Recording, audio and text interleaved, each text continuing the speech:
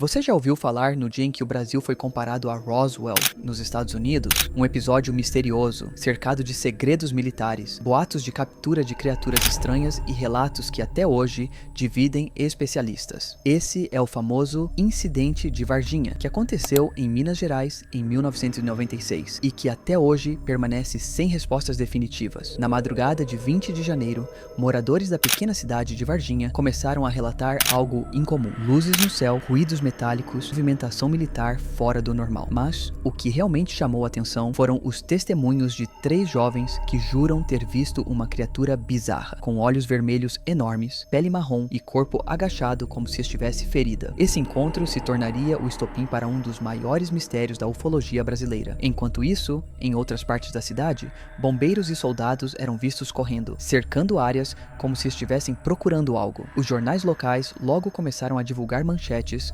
sobre seres estranhos e caça ao alienígena. A população entrou em pânico e o boato se espalhou. O Brasil teria capturado um ser de outro mundo. Mas afinal, o que realmente aconteceu naquela noite em Varginha? O que é fato e o que é mito? E por que até hoje existem documentos oficiais que nunca vieram à tona? Essa é a investigação que você vai conhecer agora. O caso começou a ganhar força por volta das 3 da tarde de 20 de janeiro de 1996. 3 garotas, Liliane, Valquíria e Kátia, estavam voltando para casa quando notaram uma figura estranha agachada próximo a um muro vazio. No início, pensaram que fosse uma pessoa, mas ao se aproximarem, perceberam que não era humano. A criatura tinha cerca de 1,60 m, olhos grandes e vermelhos, cabeça desproporcional e pele marrom brilhante. O cheiro, segundo elas, era forte, quase insuportável, como enxofre misturado com podridão. A cena foi tão assustadora que elas saíram correndo, gritando pela rua, e contaram imediatamente à família. A notícia se espalhou rapidamente pelo bairro. Alguns vizinhos relataram ter ouvido ruídos estranhos naquela mesma tarde, e até animais de rua teriam reagido de forma agressiva, como se estivessem sentindo uma presença desconhecida. Minutos depois, caminhões do Corpo de Bombeiros apareceram na região e vizinhos viram militares vasculhando o terreno onde o ser havia sido avistado. Mas, quando foram questionados, os soldados negaram qualquer operação. O detalhe é que nessa época já circulavam rumores de que objetos voadores haviam sido detectados por radares no interior de Minas Gerais. A coincidência fez o boato explodir. Não era apenas uma aparição, era um caso militar de captura.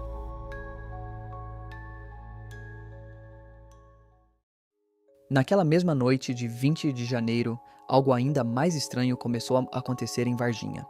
Diversos moradores relataram intensa movimentação de viaturas militares, caminhões que cruzavam as ruas em alta velocidade e soldados armados que pareciam estar em busca de alguma coisa. Para uma cidade pequena, onde raramente se via esse tipo de aparato, a cena era totalmente fora do comum. Alguns curiosos seguiram discretamente os veículos e juram ter visto operações de contenção em determinados bairros. Testemunhas relataram caixas sendo carregadas às pressas para dentro de caminhões cobertos por lonas escuras. Outros afirmaram que os soldados bloqueavam ruas inteiras, impedindo moradores de se aproximarem. Segundo ufólogos que investigaram o caso, uma das criaturas teria sido encontrada viva, debilitada, e foi colocada dentro de um caixote de madeira improvisado. Essa caixa teria sido levada rapidamente até a Escola de Sargentos das Armas, em Três Corações, a apenas 25 quilômetros de distância. Outra versão aponta que uma segunda criatura, já sem vida, também teria sido recuperada. O mais intrigante é que dias depois surgiu a história de um soldado que teria tido contato direto com a criatura capturada. Pouco tempo depois,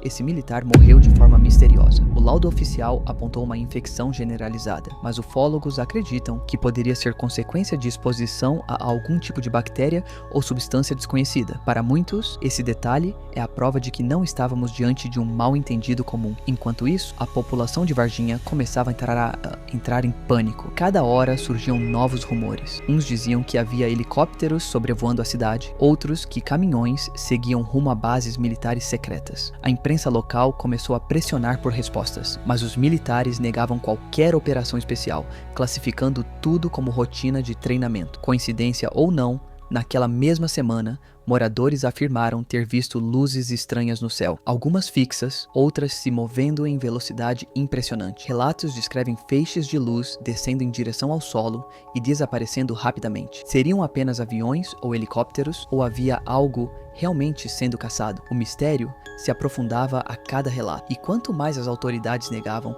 mais as pessoas tinham a sensação de que algo grande estava sendo escondido. O incidente de Varginha não ficou restrito às fronteiras da cidade. Rapidamente, jornais e emissoras de televisão de todo o país foram até Minas Gerais para cobrir a história. Manchetes como "ET em Minas" ou "Ser estranho assusta a cidade" estamparam capas de jornais. A televisão exibiu entrevistas com as 3 garotas, com moradores e até com ufólogos que já tratavam o caso como um dos mais importantes da história da ufologia mundial. O fenômeno extrapolou o Brasil. Revistas e documentários estrangeiros começaram a chamar o caso de o Roswell brasileiro, fazendo referência ao famoso incidente nos Estados Unidos em 1947. Congressos internacionais de ufologia passaram a citar Varginha como exemplo clássico de ocultação de provas por parte das autoridades. Na própria cidade, o episódio virou parte da cultura local. A prefeitura construiu uma torre de água em formato de disco voador, conhecida como Nave de Varginha. O comércio percebeu o potencial e passou a vender camisetas, chaveiros e lembranças com a imagem de alienígenas de olhos grandes. Para muitos, o incidente deixou de ser apenas uma história e se transformou em identidade cultural. Mas,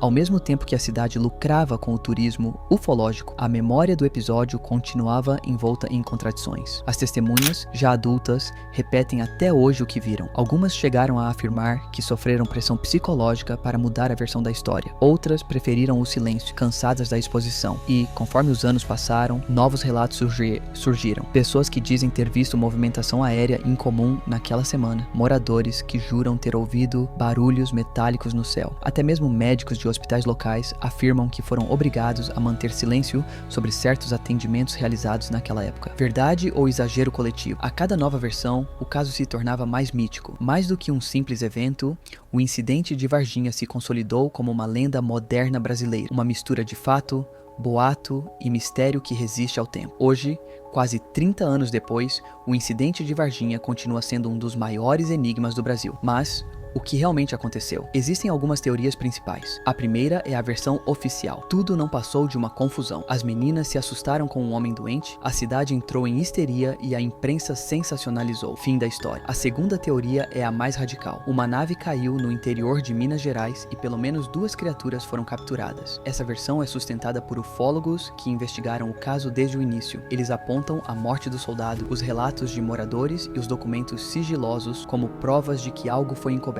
Há também uma terceira hipótese, a de que realmente houve um acidente aéreo-militar secreto na região, talvez envolvendo tecnologia experimental. Para encobrir o episódio, as autoridades teriam permitido que a narrativa de ETs circulasse, já que para eles era mais fácil lidar com o mito do que revelar segredos de Estado. Independente da versão em que se acredita, o fato é que o incidente de Varginha sobrevive porque nunca foi explicado de forma definitiva. Quanto mais as autoridades tentam encerrar o assunto, mais ele desperta curiosidade. E assim, a cidade de Varginha se transformou na capital brasileira do ET, com sua nave gigante, seus souvenirs alienígenas e uma história que ainda causa calafrios em quem decide investigar a fundo. E você, o que acha? Foi apenas histeria coletiva, uma experiência militar mal explicada? Ou realmente vivemos em 1996, o dia em que o Brasil capturou um ser de outro mundo?